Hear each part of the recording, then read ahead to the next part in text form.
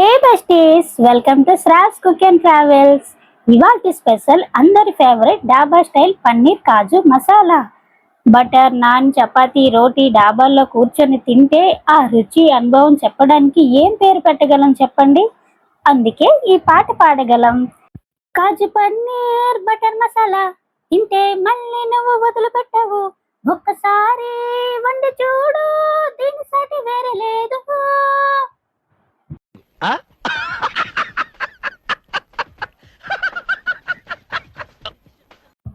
అవునండి, అంత బాగుంటుంది మరి ఈ కర్రీ. సో ఎగ్జాక్ట్లీ మీకు డాబా స్టైల్ వచ్చి తీరుతుంది. ఇది చాలా బాగుంటుంది, మీ అందరికీ నచ్చి తీరుతుంది. ఇంకా ఆలస్యం ఎందుకు, లేట్ చేయకుండా let start the kaju paneer masala. So first of all ఆనియన్స్ని ఒక చిన్న చిన్న ముక్కలుగా కట్ చేసుకోవాలండి. తర్వాత ఒక పావు కేజీ పన్నీర్ని ఒక క్యూబ్స్ లెక్క కట్ చేసుకుని పక్కన పెట్టేసుకోవాలి.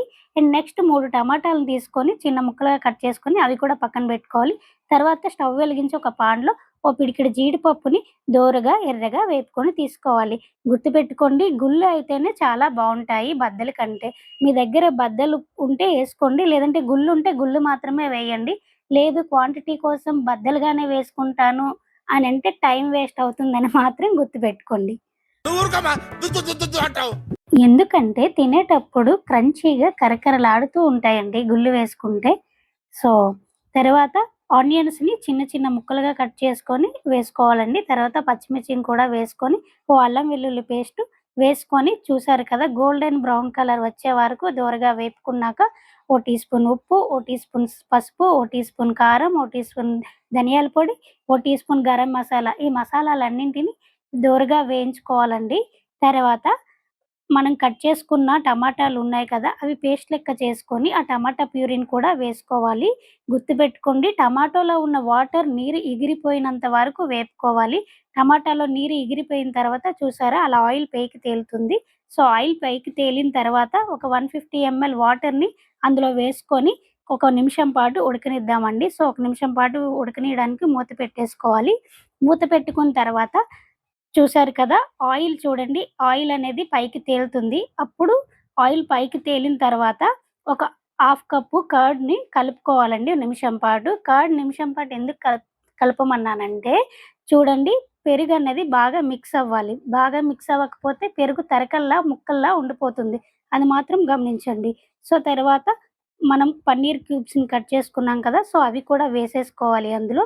పన్నీర్ క్యూబ్స్ కూడా వేసుకున్న తర్వాత మనం మన దగ్గర ఉన్న వేయించుకున్న జీడిపప్పుని కూడా వేసేసుకోవాలి. జీడిపప్పు కూడా వేసుకున్న తర్వాత కొద్దిగా కలిపేసుకొని O T spoon fresh cream వేసుకోవాలండి. ఇది ఫ్రెష్ క్రీమ్ ఎందుకన్నానంటే ఇది వేసుకుంటే చాలా ఫ్లేవర్‌ఫుల్‌గా కర్రీకి ఒక మంచి టేస్ట్ వస్తుంది. తర్వాత ఒక టీ స్పూన్ నెయ్యి కూడా వేసుకొని బాగా కలిపేసుకోవడమే.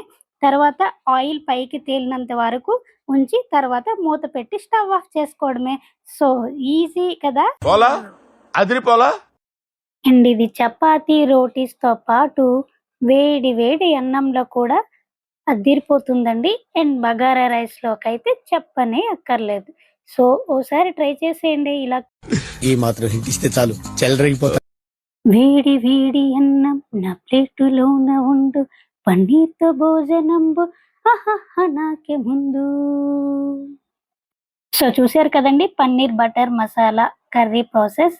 సో రెసిపీ కనుక నచ్చినట్లయితే మీ ఇంట్లో కూడా ఒకసారి ఈ రెసిపీని ట్రై చేయండి. అలాగే మీ ఫ్రెండ్స్ అండ్ ఫ్యామిలీ మెంబర్స్ కూడా ఈ రెసిపీని షేర్ చేసేయండి. హలో హలో హలో, సబ్స్క్రైబ్ ముఖ్యం బిగులండి.